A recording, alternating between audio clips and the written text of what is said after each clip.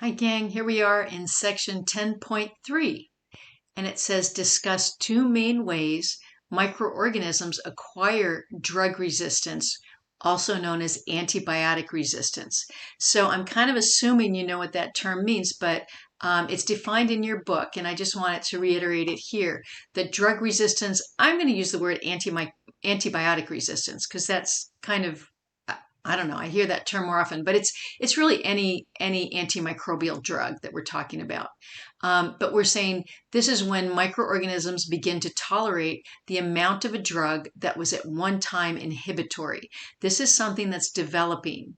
And just before I go into the just answering this learning outcome, I wanted to remind you again of Alexander Fleming, who discovered penicillin in 1928. And when Alexander Fleming gave his Nobel Prize winning speech, he actually talked about the occurrence of antibiotic resistance, that he had already seen in his laboratory some bacteria that no longer responded to penicillin. And he was concerned that this was going to be a big problem. And we kind of talked about it, and we had it on our radar, but again, we did some ignoring too. And really in the 1980s and 90s is when we're really starting to have significant problems with antibiotic resistance. And this is something that's going to continue to be a problem. And we're going to talk about that a little more. But to go to this learning outcome, it says discuss two main ways microorganisms acquire drug resistance. And remember this when we talked about genetics, there's spontaneous mutations that happen all the time. So anytime that bacteria or fungi are dividing, they can get a mutation that just by chance makes them more resistant to a drug. And it doesn't even mean that drug exists. It just it just means that this change would make it more resistant. It's just a random chance kind of thing. The other thing when we were talking in genetics, we talked about how some genes can be shared horizontally between individuals of the same generation. And so again, microorganisms can acquire new genes via horizontal transfer and acquire genes for drug resistance that way. So it's just a natural process. You can't stop microorganisms from developing antimicrobial or antibiotic or drug resistance. It's just a fact of nature. Now, the other part that's a fact of nature comes into the next learning outcome. It says explain the role of rapid growth, mutations, horizontal gene transfer, and natural selection in the creation of a population of antibiotic resistant bacteria. So we've already talked about mutations can cause the accumulation of antibiotic resistant genes. Bacteria grow fast. And so a mutation that happens in a bacterial population is going to become common more quickly than a mutation that's going to show up in a human population. So because remember, bacteria have very short generation times. They can double their population sometimes in 30 minutes. And so mutations or genes they acquired by horizontal gene transfer can be shared very quickly. I just want to remind you of this concept of natural selection. And this is, again, something you learned in some biology class somewhere, and this picture's in your textbook. And the concept of natural selection is the driving force of evolution.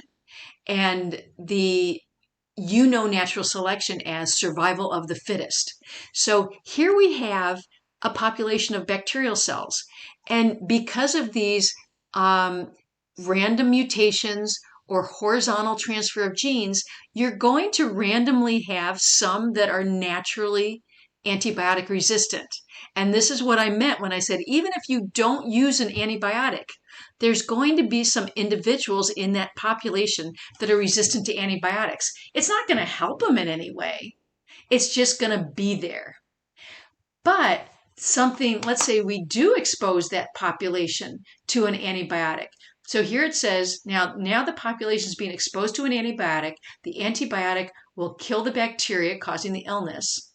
It might even kill some of the good bacteria, protecting the body. So here you've got bacteria being killed, but now these bacteria with these antibiotic resistance genes are going to survive. They have greater fitness in the presence of the antibiotic. So when you're using the antibiotic, you're going to kill the susceptible ones and you're going to leave the resistant ones. And now that the resistant ones are the dominant cells in the population, when that population grows, you are going to have a population that's primarily antibiotic resistance.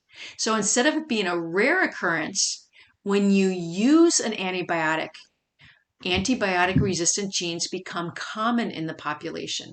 And this is what we call natural selection. You're using an antibiotic to select for the resistant bacteria. And this is the driving force of antibiotic resistance. And not only that, but now we've got so many more bacteria here with the antibiotic resistant genes that we can horizontally transfer some of those genes to other bacteria, even causing this resistance to spread further. So this is the part of it that's natural selection.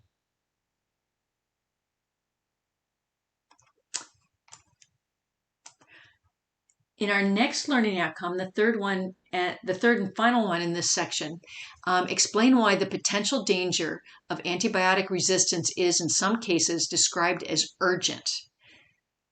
Give some examples of some of the most threatening organisms. So here's some of the statistics I just took out of your textbook. One prediction is that deaths from antibiotic-resistant bacteria will surpass cancer deaths by 2050.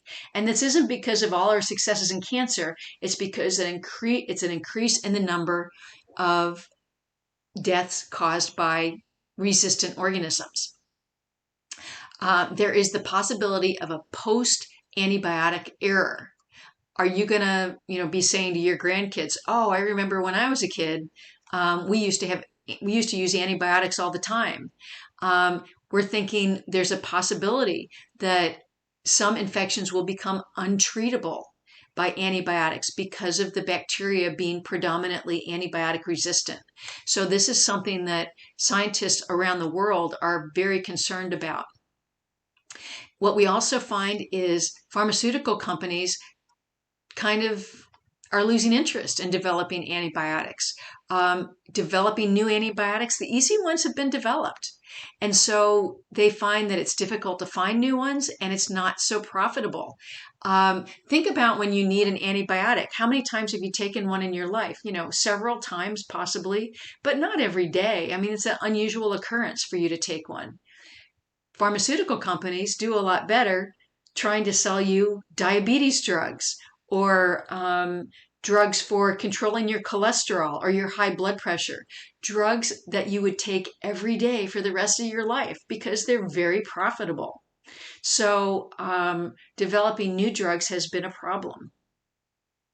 And because of this, the CDC, the Centers for Disease Control and Prevention, is looking very carefully at what new antibiotic-resistant organisms are naturally developing, and they're putting them in categories of urgent, serious, and concerning, with urgent being the most concerning. And if you look in your book, there in this section, there's a whole list of diseases. There's only 3 listed under urgent, and a whole bunch of them under serious and concerning. And those lists are going to change over time. But I wanted to at least give us a chance to do a little bit of pathogenic microbiology and talk about a couple of those in the next section.